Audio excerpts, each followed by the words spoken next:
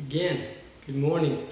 It is the Friday after Thanksgiving, and I hate, that's a strong word, Black Friday. I despise Black Friday. And no, I'm not wearing a black shirt. It's completely coincidence. But in my adult life, I absolutely despise Black Friday. I tune out, I shut everything off, just because it's nothing but materialism and idolatry. It just is. It's become a joke. It is such a joke, and it's made Christmas look bad. So, anyways, I'll leave it at that. I won't go on a soapbox rant about it.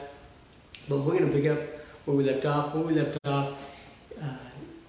Esau just sold his birthright to Jacob. And as I mentioned, there's not a lot of information about the whole picture.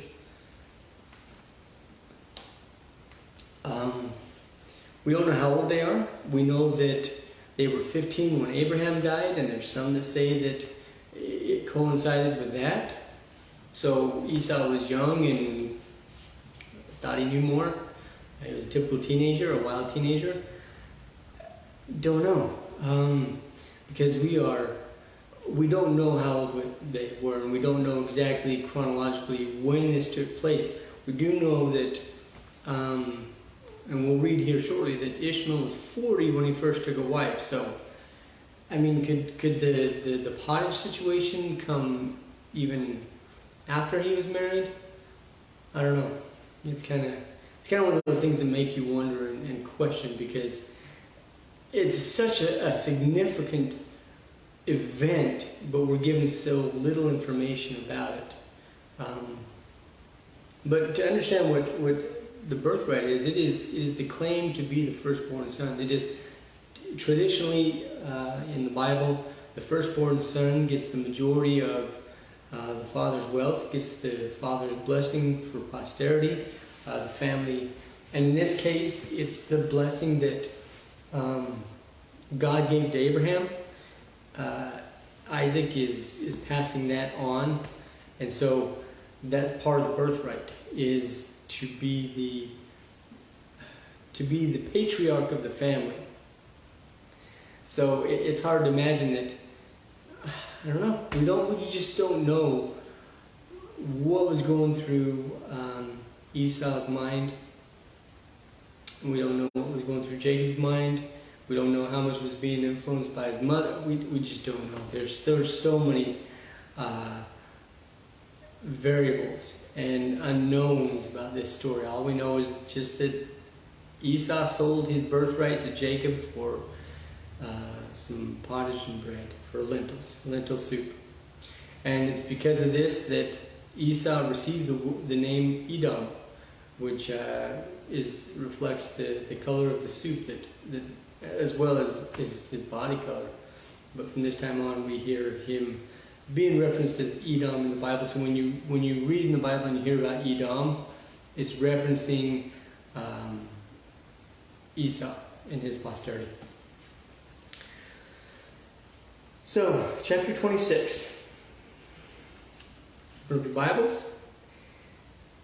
And there was a famine in the land beside the first famine that was in the days of Abraham. And Isaac went to Abimelech, king of the Philistines, and to Gerar. Now there's two things here. It says that there was a famine in the land besides the first famine that was in the days of Abraham. Now we got to keep in mind, we are somewhere 450, 500 years after the flood. So the famine that drove Abraham to Abimelech makes me wonder. It says the first famine. Was that the first famine at all in 400 years after the flood? I personally believe that before the flood there was no famines. There was no such thing. That everything was green and lush before the flood. And then after the flood, because of the massive water deposits that were left behind from the flood, I would imagine at first most of the earth was green and was lush and was moist and wet from the flood. Lots and lots of sediment were not left over from the flood that would generate a lot of suitable planting conditions. And so the first flood, or the first famine that we read about, which is a drought, which means that there's no rain, during Abraham's time, was a new anomaly. It was the first time there had been drought here on this earth, and the first time that the people had experienced death in the land. Death meaning that there's nothing growing, nothing living.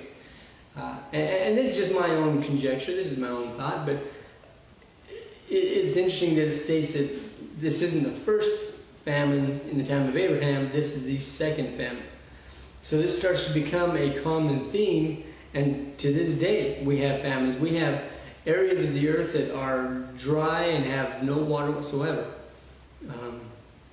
And I think it took about 400 years or so for everything to settle and for things to start taking on characteristics as we see today, as far as deserts and arid landscapes. And we know, we have a general idea from a map where Abraham and what's going on, the locations over by what we now know as Jerusalem or Israel, where he was traveling, where he was going. But we can't assume that the landscape was the same then, or it was the same then as it is now. That the whole Arabian Peninsula is just a desert. We can't assume that that was the case after the flood. That it probably took some time for that to happen. And the famines that are listed here is the first famine with Abraham and the second one, that it was the beginning of the creation of these desert areas of the planet, or of Earth. And again, that's just my own conjecture, that's my own thoughts, that's not what's written, but it certainly seems to be that way. So,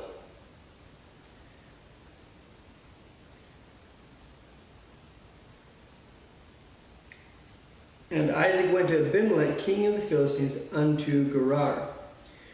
And verse 2, and the Lord appeared unto him and said, Go not down into Egypt, dwell in the land which I shall tell thee of.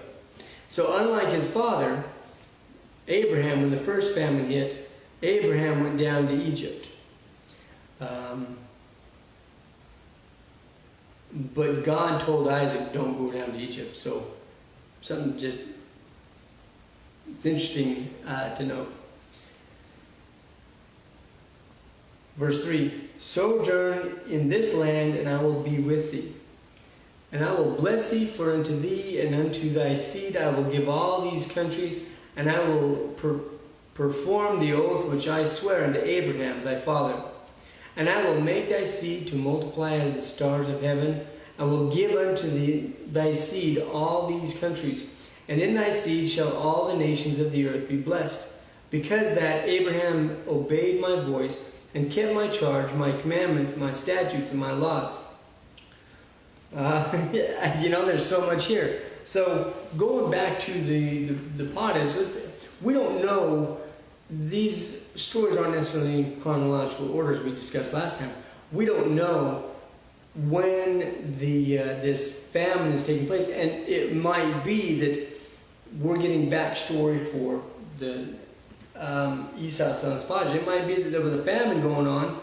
Esau was out looking for food, was out looking to hunt for whatever reason, and being that there's a famine going on, there's no food, there's no plants, it's dry, that he went out looking and was not able to find food, and comes back and he's in dire straits. Maybe. But the second thing to note here, that God is speaking to Isaac. So we know that already God is favoring Isaac. We read in 1 Malachi that God hated Esau. So it makes you wonder if, and we know that Esau ended up being a bit of a wild man. So did Esau despise his father's upbringing, his father's, the way his father raised him? And this goes into some more discussion and thought that before there were Israelites, they were Hebrews. Abraham was known as a Hebrew. Isaac was known as a Hebrew. Jacob and his sons were known as Hebrews. Now, why is that? Is it because of the way they looked? Because of where they came from? No, I think it had to do with their belief system. Just like modern Jews and just like Israelites of coming out of Egypt, they dressed and acted and reverenced God in such a way that it set them apart as Hebrews. So, for example, oftentimes you can deduce someone who's Catholic without even asking them if they're Catholic. You can deduce someone is Jewish without even asking them if they're Jewish. You can deduct that someone is Sikh or Buddha, Muslim, Buddha, whatever, just based on my phone up, and so somebody called me. So generally, you can tell just by somebody who lives their life what they are. And so I think this was the case with Abraham, Isaac, and Jacob. They walked in the ways of the Hebrews. They walked in the way of their fathers, which would have been the same of what Noah and Shem walked, because they were the chosen people. And we understand this, and the reason why I say that is because here's something key that we read.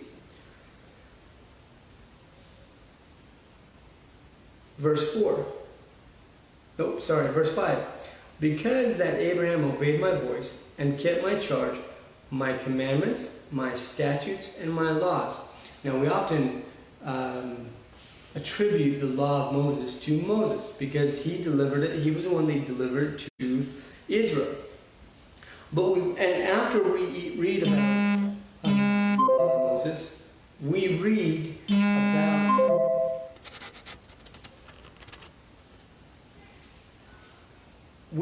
about we often hear God saying, my laws, statutes, sorry, I just about dropped my Bible.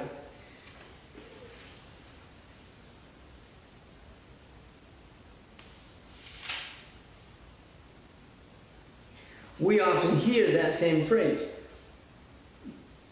My commandments, my statutes, and my laws.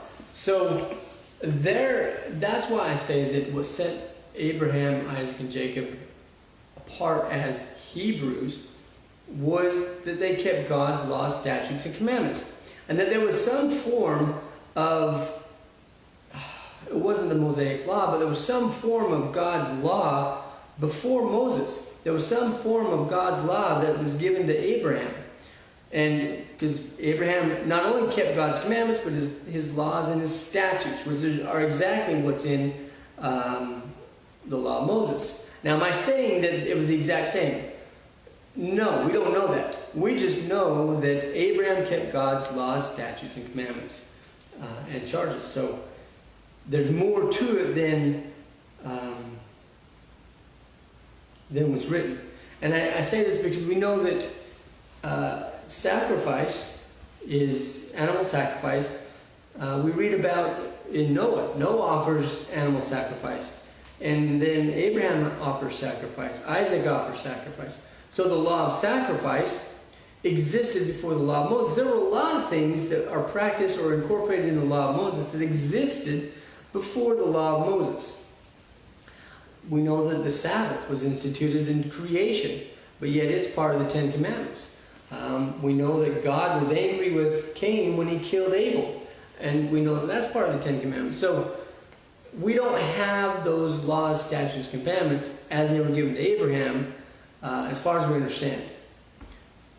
But it's interesting to note that there was a definite set of laws, commandments, and statutes that were given to Abraham and taught to Isaac. And it might be these that part of Esau despising his birthright was Esau despising the laws, commandments, and statutes that his father had taught him. These are just my thoughts, my wanderings, and this is me just as I'm reading, wanting to understand more, wanting to understand the bigger picture, and that's what I'm encouraging you is to take a minute and think about and question, say, okay, well, why did you do this? Oh, okay, what is this? It's not about how much you read. It's not about, oh, I'm going to read a chapter a day. No. It's better to say, I'm going to study the Bible for an hour a day, or 10 minutes a day, or however much, and give yourself quality time, not quantity in time. Don't focus and worry about how much you're reading or how fast you can get through the Bible, or I need to finish the Bible in 1 year. That's silliness. You need to dedicate time to the Bible,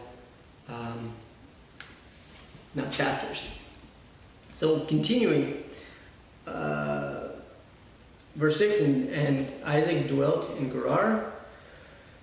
And the men of the place asked him, and this is part of Abimelech's kingdom. We're going to see the exact same happen to him as happened to Abraham.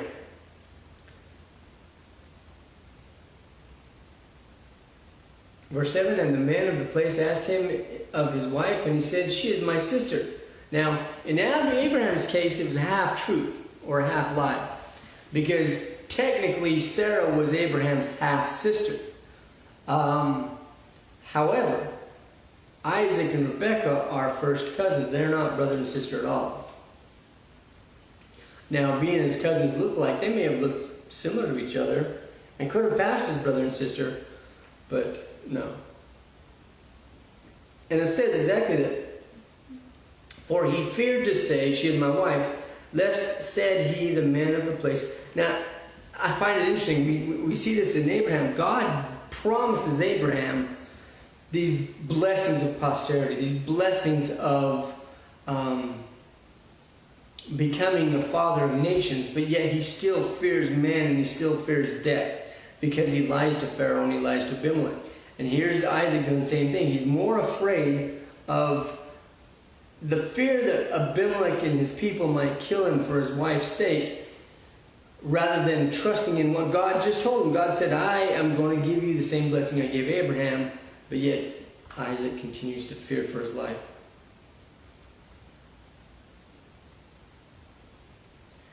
She is my wife, lest said he, the men of the place should kill me for Rebekah, because she was fair to look upon. And it came to pass, when he had been there a long time, that Abimelech, king of the Philistines, looked out at a window and saw, and behold, Isaac was sporting with Rebekah, his wife. So this time, he did not receive a dream from the Lord, Abimelech. And we know that, and this brings me to the question, did Abraham not ever tell Isaac about Abimelech and about what took place with Sarah and Abimelech? I don't know. Maybe it's just one of those things that Abraham never told Isaac. Or, I don't know. It makes you, because why would Isaac go to the exact same city with the exact same line and the exact same fear to the exact same king? I mean, it's the same thing happening over again.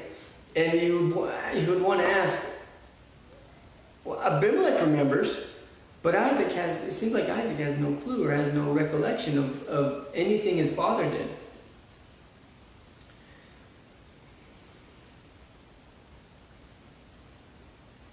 And so Abimelech sees Isaac flirting with Rebekah, and Abimelech's like, wait a minute, this isn't what he told me. And Abimelech called Isaac and said, behold, for a surety she is thy wife. And how saidest thou, she is my sister? And Isaac said to him, because I said, lest I die for her. And Abimelech said, what is this thou hast done unto us? One of the people might lightly have lain with thy wife, and thou shouldest have brought guiltiness upon us. And Abimelech charged all his people, saying, he that toucheth this man or his wife shall surely be put to death. Then Isaac sowed in that land, and received in the same year 100-fold, and the Lord blessed him. And the man waxed great and went forward and grew until he became very great. So Isaac, again, we're not sure about the chronology, but while living in the land of Abimelech during the famine, God blessed him abundantly, and he became great. Not only great, became very great. He says, waxed great and went forward and grew until he became very great. And he had possession of flocks and possession of herds and great store of servants, and the Philistines envied him. For all the wells which his father's servants had digged, talking about Abraham, in the days of Abraham, his father, the Philistines had stopped them and filled them with earth. So why would somebody, you dig a well, why would somebody fill it in and cover it? That would, because those wells were used to feed and water your flocks. And if you remove the wells, then you can't feed and water your flocks, can you? So the Philistines are doing dirty tricks to, they're not outright killing Abraham's family, or Isaac's family group, but they're trying to make things difficult for them. And we see that today. I mean, you can think of different demographics and different historical eras in our own country where we didn't outright kill people, but we made things very difficult for them to prosper.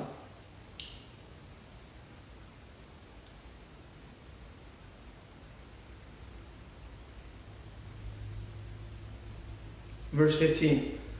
For all the wells which his father and servants had digged in the days of Abraham, his father, the Philistines had stopped them and filled them with earth.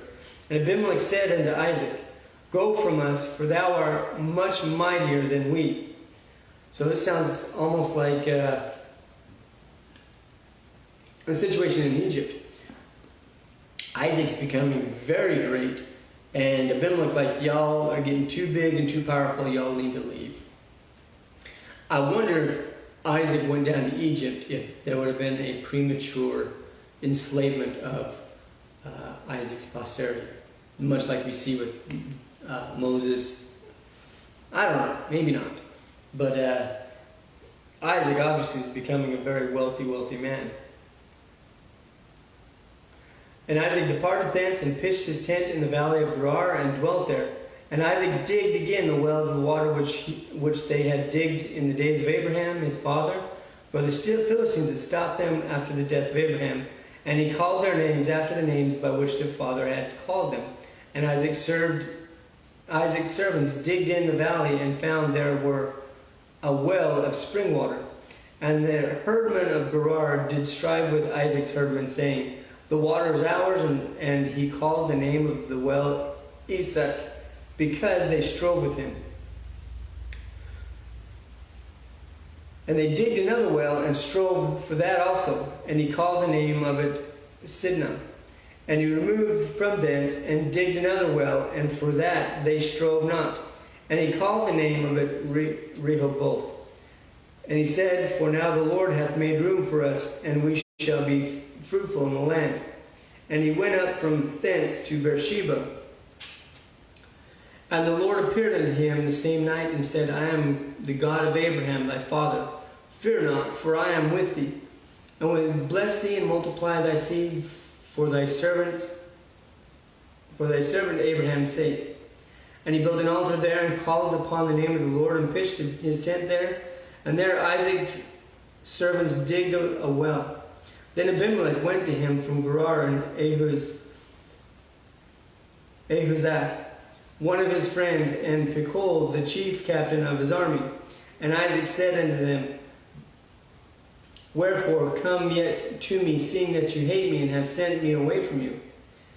And they said, We saw certainly that the Lord was with thee, and we said, Let there be now an oath betwixt us, even betwixt us and thee, and let us make a covenant with thee.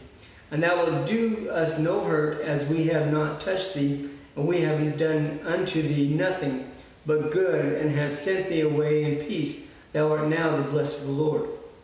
And he made them a feast, and they did eat and drink, and they rose up at bedtime in the morning and sware one to another, and Isaac sent them away, and they departed from him in peace. And it came to pass that same day that Isaac's servants came and told him concerning the well which they had digged, and said unto him, We have found water. And he called it Shebath. Therefore the name of the city is Beersheba unto this day. And Esau was 40 years old when he took a wife, Judith, the daughter of Beri the Hittite, and Bishmath, the daughter of Elon the Hittite.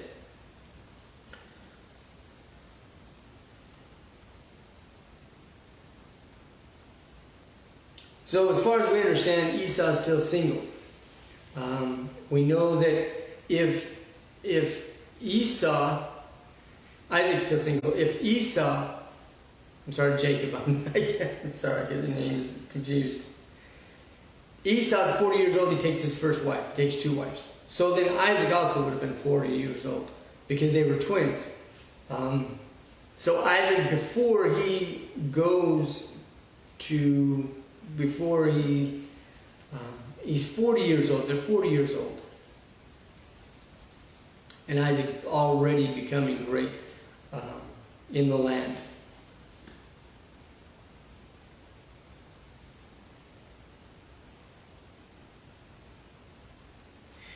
But we also read that, okay, so Esau, 40 years old, takes two Hittite women to wife, 35, which were a grief of mind unto Isaac and to Rebekah.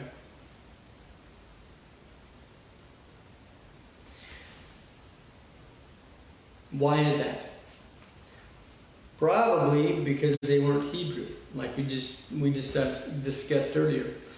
They were not raised in the laws, statutes, and commandments of God. Therefore, a couple things. They would be influencing Esau, but also it was a confirmation that Esau was despising his father's upbringing, his father's teachings, the ways of the Hebrew. Chapter 27. And it came to pass that when Isaac was old and his eyes were dim so that he could not see, he called Esau his eldest son and said unto him, My son. He said unto him, Behold, here I am. And he said, Behold, now I am old, I know not the day of my death. Now therefore take, I pray thee, the weapons, thy quiver and thy bow, and go out in the field and take me some venison, and make me savory meat such as I love, and bring it to me, and I may eat, that my soul may bless thee before I die. And Rebekah heard when Isaac spake to Esau his son, and Esau went to the field to hunt for venison and to bring it. And Rebekah spake unto Jacob her son, saying, Behold, I heard thy father speak unto Esau thy brother, saying, Bring me venison, and make me savory meat, that I may eat and bless thee before the Lord before my death. Now therefore, my son, obey my voice according to that which I command thee. Go now to the flock and fetch me from thence 2 good kids of the goats, and I will make them savory meat for thy father, such as he loveth. And thou shalt bring it to thy father, that he may eat, and that he may bless thee before his death. And Jacob said to Rebekah his mother, Behold, Esau my brother is a hairy man, and I am a smooth man.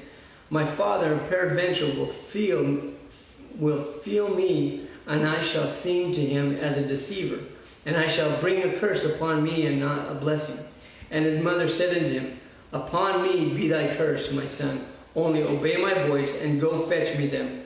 And he went and fetched, and brought them to his mother. And his mother made savory meat, such as his father loved. And Rebekah took goodly raiment of her eldest son Esau, which were with her in the house, and put them upon Jacob, her younger son. And she put the skins of the kids of the goats upon his hands and upon the smooth of his neck. And she gave the savory meat and the bread which he had prepared into the hand of the son of Jacob. Here's where it comes a very controversial situation. It seems to be that Rebekah is plotting against her husband to wrestle the birthright, or to wrestle the blessing from Isaac to Jacob. Now, we need to ask about the situation. Do we know everything that's going on in the situation? Do we know that everything that's transpired up to this point? No, we don't. It seems to me, being that Esau was Isaac's favorite son, and Jacob was Rebekah's favorite son, when Esau sold his birthright to Jacob,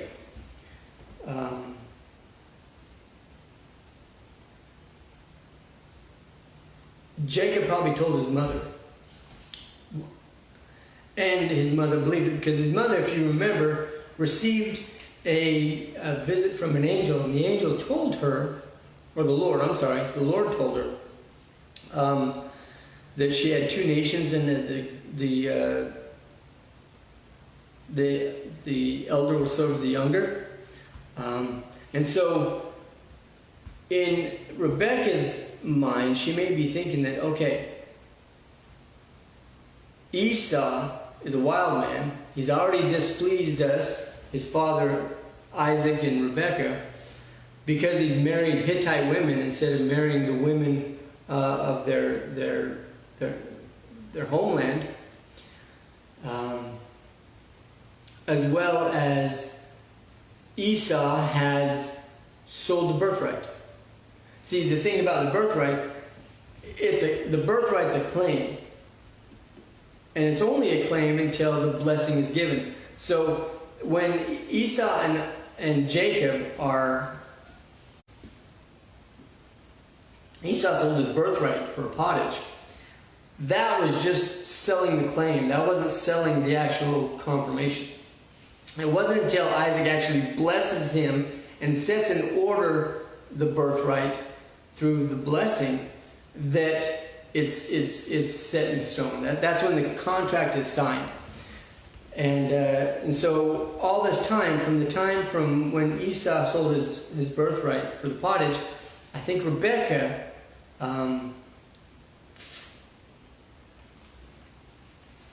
felt sure that Isaac should be the one to receive the blessing and to receive the birthright, which rightly so, we understand that's indeed the case. And we don't know what was going through the mind of Isaac. We know that Esau was his favorite, and he was preparing to give Esau the blessing. And we know that Esau was hairy enough to where Rebekah had to put hairy goat skin on Jacob's hands, probably on the back of his hands, and on the back of his neck, so his father would feel it and would say that Esau. And so Esau was very hairy, and he had very wiry skin, or hair, obviously, because goat hair is not fine. It's not like cat fur. It is very coarse and very it's prickly.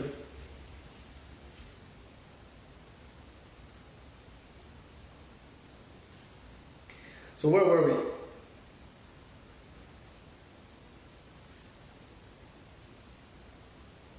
Verse 18. And he came unto my father and said, My father, and he said, Here am I. Who art thou, my son? And Jacob said unto his father, I am Esau, thy firstborn. I have done according to thy biddest me. Arise, I pray thee, sit and eat of my venison, that my soul may bless thee. And Isaac said unto his son, How is it that thou hast found it so quickly, my son? And he said, Because the Lord thy God brought it to me. And Isaac said unto Jacob, Come here, I pray thee, that I may feel thee, my son, whether thou be my very son Esau or not. And Jacob went near unto Isaac his father, and he felt him, and said, The voice is Jacob's voice, but the hands are the hands of Esau. And he discerned him not, because his hands were hairy, as his brother Esau's hands. So he blessed him. And he said, Art thou my very son Esau? And he said, I am. And he said, Bring it near me, and I will eat of my son's venison, that my soul may be blessed. And he brought it near to him. And he did eat, and he brought him wine and drank. And his father Isaac said unto him, Come near now, and kiss me, my son. And he came near and kissed him. And he smelled of his raiment, and blessed him, and said, See, the smell of my son is as the smell of the field, which the Lord hath blessed. Therefore God gave thee of the dew of the heavens, and the fatness of the earth, and plenty of corn and wine. Let people serve thee, and nations bow down to thee. Be Lord over thy brethren, and let thy mother's sons bow down to thee. Cursed be every one that curseth thee, and blessed be he that blessed thee. And it came to pass, as soon as Isaac had made an end of the blessing Jacob, and Jacob was yet scarce gone out of the presence of Isaac his father, that Esau his brother came in from his hunting. And he also had made savory meat, and brought it unto his father, and said unto him, Father, let my father arise, and eat of my son's venison, that thy soul may bless me. And Isaac his father said unto him, Who art thou? And he said, I am thy son, thy firstborn Esau. And Isaac trembled very exceedingly, and said, Who? Where is he that hath taken venison and brought it me? And I have eaten of all before thou camest, and have blessed him. Yea, and he shall be blessed. And when Esau heard the words of his father, he cried with a great and exceedingly bitter cry, and said unto his father, Bless me, even also, O my father. And he said, Thy brother came with subtlety, and hath taken away thy blessing. And he said, Is it not the rightly named Jacob? Again, Jacob means to supplant, to grab hold of the heel, which in a way is cheating, because if you grab somebody's heel, they can't run. So Esau is saying, his name Jacob suits him, because all he has done is connived and deceived and stolen things from me. Again, I'm not saying that that's who Jacob was. We don't have the full picture. We don't know the whole context of the story. But Esau is furious. And Esau hated Jacob because, verse 41, and Esau hated Jacob because of the blessing wherewith his father blessed him. And Esau said in his heart, The days of mourning for my father are at hand, then I shall slay my brother. So he's saying, look, he said, my father's he's old, he's almost to die. And as soon as he dies, I'm going to kill my brother. For the sake of my father, I will stay my hand until my father dies. But once my father dies, I'm going to kill Jacob. And there's nothing that says that he wouldn't. I fully think that he truly intended to do that he hated him that much.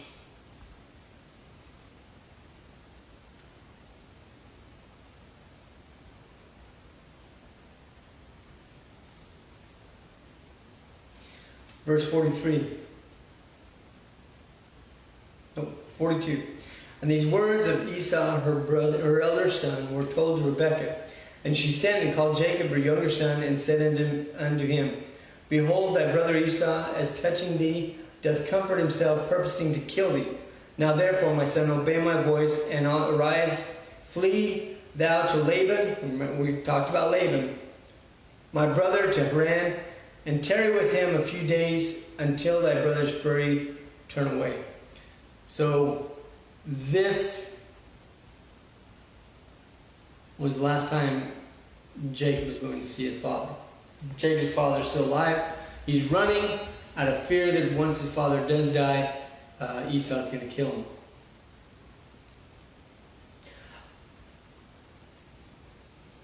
And verse 45, until thy brother's anger turn away from thee, and forget that which thou hast done to him. Then I will send and fetch thee from thence. Why should I be deprived also both in one day? It's interesting that she says, tarry with him a few days, with Laban a few days.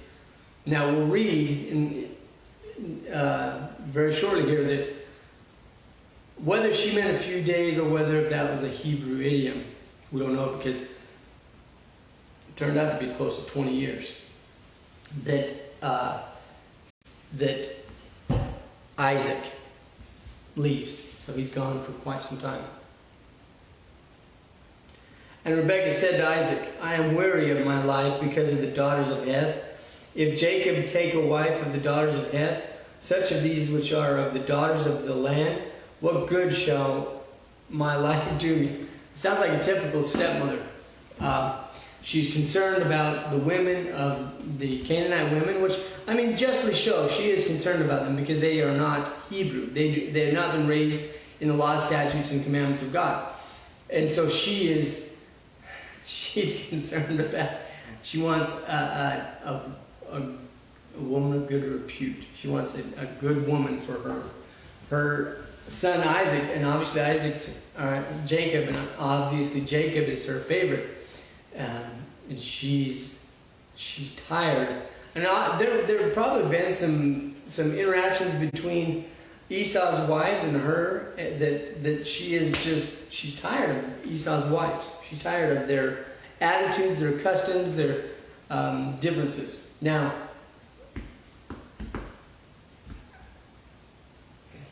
we'll leave it at that.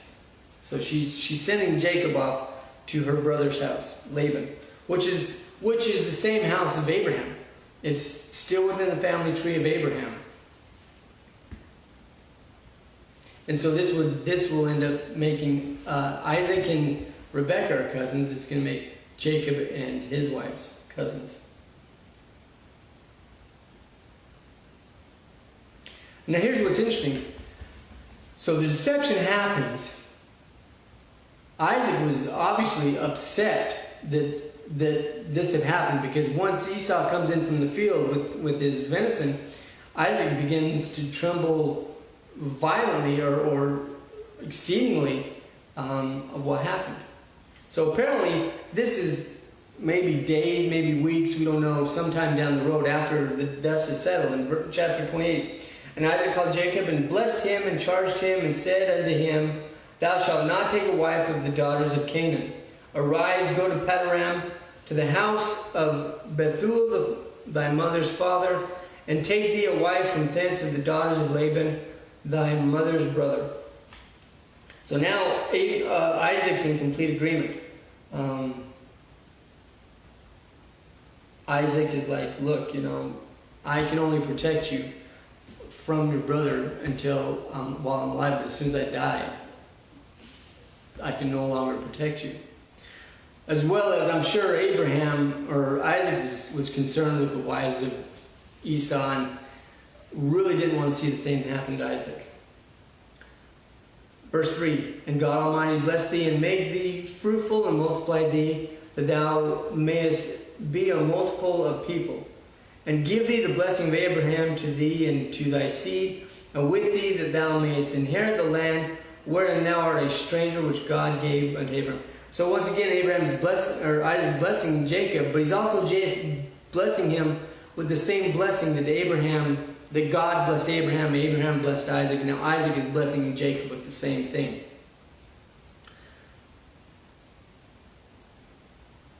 And Isaac sent away Jacob, and he went to Paddan unto Laban, son of Bethuel the Syrian, the brother of Rebekah, Jacob's and Esau's mother. When Esau saw that Isaac had blessed Jacob and sent him away to Paddan to take him a wife from thence, and that as he blessed him, he gave him a charge, saying, Thou shalt not take a wife of the daughters of Canaan. And that Jacob obeyed his father and his mother and was gone to Paddan. And Esau, seeing that the daughters of Canaan pleased not Isaac his father, then went Esau unto Ishmael and took unto the wives which he had Mahalath, the daughter of Ishmael, and Abraham's son, the sister of Nebaioth, to be his wife.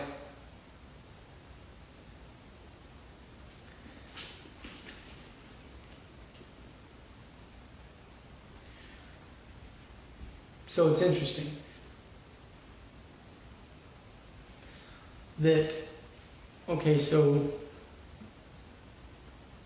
Jacob receives the blessing. Esau's furious. Then he sees that both his father and his mother are sending Jacob away to be married to the family tree, if you will, to be married within the family, to take a Hebrew wife rather than a Hittite wife or otherwise. And so I think at this point Esau is wanting to gain favor. He has lost favor in the eyes of his mother and father, partially due to the women he's married, and he's looking to regain favor of his father and mother.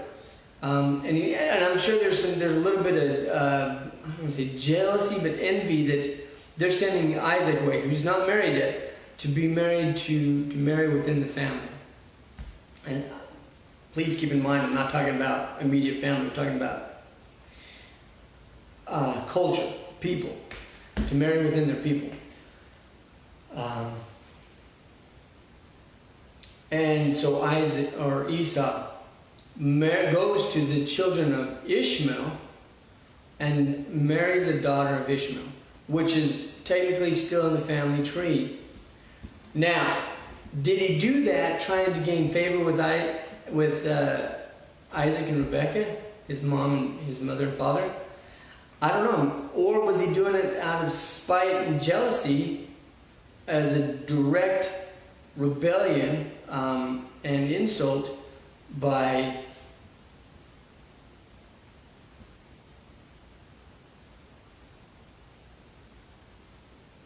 marrying the red-headed stepchild of Abraham's posterity? I don't know. But obviously it seems to me that his choice to marry one of the daughters of Ishmael directly stems from Isaac and Rebekah sending Jacob off to the land of their fathers to find a wife. So we'll leave it at that, and tomorrow morning we'll wrap it up, because there's some more to come. I mean, there's a lot more involved. But read your Bible and just take the time to dive in. Don't worry about how much you consume.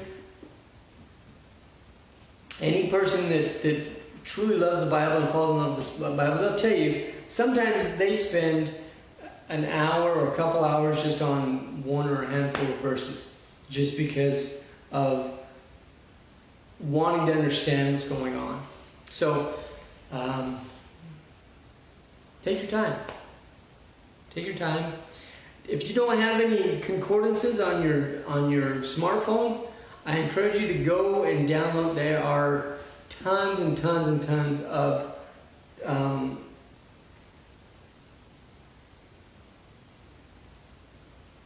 concordances out there that you can download for free. There's also virtual Bibles you can download for free. My favorite is, now I have an Android, so it's eSword. Just go look up eSword and it has everything you need. The Apple version is called something else. I don't remember what it's called. But nonetheless, have a wonderful day. Stay away from those stores. If you want to do online shopping, fine, whatever.